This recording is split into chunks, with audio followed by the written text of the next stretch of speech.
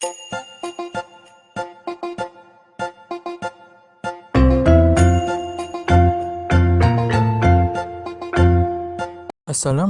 warahmatullahi wabarakatuh. Jumpa lagi di Master Nugi. Bagaimana kabar Anda semua, guys? Semoga dalam keadaan sehat walafiat. Di sini kita akan membahas tentang prediksi soal P3K pengawas atau penyuluh koperasi ahli pertama. Jangan di skip, tonton terus sampai akhir. Semoga bisa mendapatkan ilmu dari channel Master Nugi. Soal yang pertama. Berdasarkan Undang-Undang Nomor 11 Tahun 2020, berapa paling sedikit orang yang dapat membentuk koperasi primer? A. 5 orang, B. 7 orang, C. 3 orang, D. 9 orang, E. Semua orang yang penting ganjil.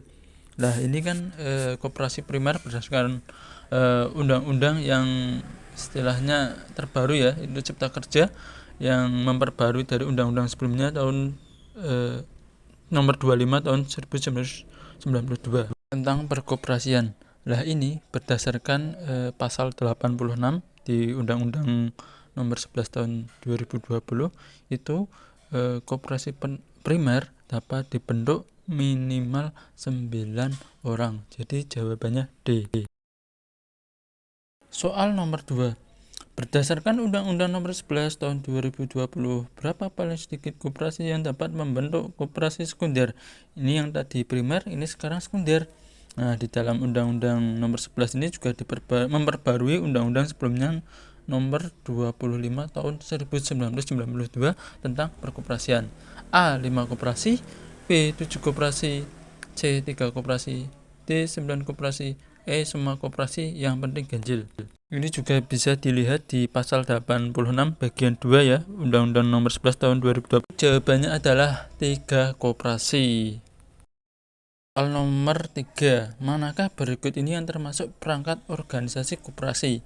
A. Rapat anggota pengurus pengawas, B. Rapat anggota tahunan pengurus pengawas, C. Rapat anggota pengurus pengawas manajer, D. Rapat anggota pengurus pengawas direktur, E. Anggota dan pengurus.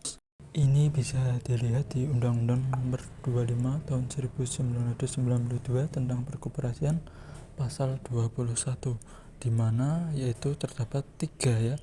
Ada rapat anggota, pengurus, dan pengawas. Jadi jawabannya adalah A. Dalam perangkat organisasi ini rapat anggota merupakan kedudukan yang tertinggi ya di antara perangkat organisasi lainnya. Kemudian kalau kita bahas lagi, rapat anggota tahunan merupakan bagian daripada rapat anggota. Kemudian kalau direktur, manajer itu merupakan pengelola, dan pengelola bukan termasuk perangkat organisasi. Soal nomor 4. Koperasi produsen, koperasi konsumen, koperasi pegawai, koperasi simpan pinjam, koperasi serba usaha. Manakah yang termasuk jenis koperasi? Jadi ini merupakan jenis-jenis koperasi ya. Belum kalian lanjut ke jawabannya, bisa kalian like, komen, dan subscribe, aktifkan notifikasi loncengnya, kemudian share biar mendapatkan banyak soal-soal dari channel Master Nugi. Bisa dilihat di pasal 16 Undang-Undang 25 tahun 1992, yaitu koperasi produsen masuk, koperasi konsumen masuk, koperasi pegawai ini tidak masuk karena tidak ada. Koperasi simpan pinjam masuk, kemudian serba usaha juga tidak masuk karena tidak ada di pasal tersebut. Jadi jawabannya 1, 2, 4 ya, B ya. Kemudian ada tambahan jasa dan koperasi pemasaran. Ini merupakan jenis-jenis koperasi ya. Kemudian soal nomor 5. 1. Simpanan pokok, 2. Simpanan sukarela, 3. Simpanan wajib, 4. Dana cadangan, 5. Modal penyertaan. Manakah yang termasuk modal sendiri koperasi? Jadi yang termasuk komponen modal sendiri itu mana? Nah, ini juga bisa dilihat di dalam pasal 41 Undang-Undang 25 tahun 1992. Kuncinya adalah modal sendiri, jadi yang termasuk bagian dari kuitas. Simpanan pokok merupakan yang awal kali di store menjadi anggota ya, ini masuk. Kemudian sukarela ini komponen hutang, ini tidak masuk. Kemudian simpanan wajib besarannya tidak harus sama dalam kesempatan waktu tertentu, ini masuk. Kemudian dana cadangan ini juga masuk. modal penyertaan ini juga bagian dari komponen hutang. Jadi jawabannya 1, 3, dan 4. C ya. Jawabannya adalah C. Soal yang terakhir. 1. Melaksanakan kegiatan sesuai peraturan perundang-undangannya.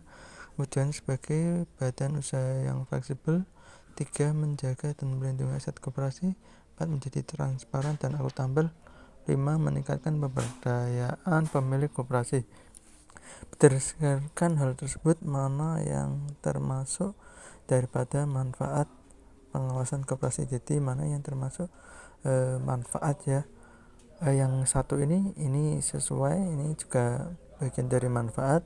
Kemudian yang kedua ini tidak. Yang ketiga ini juga jelas ya. Yang 4 ini juga ya, menjadi transparan. Dengan adanya pengawasan jadi transparan koperasinya. Kemudian pemberdayaan pemilik koperasi ini bukan ya, lebih ke koperasinya sebenarnya, bukan pemilik. Nah ini manakah yang jawabannya? Berarti 1, 3, dan 4 B ya. Terima kasih yang sudah menonton channel Master Nugi.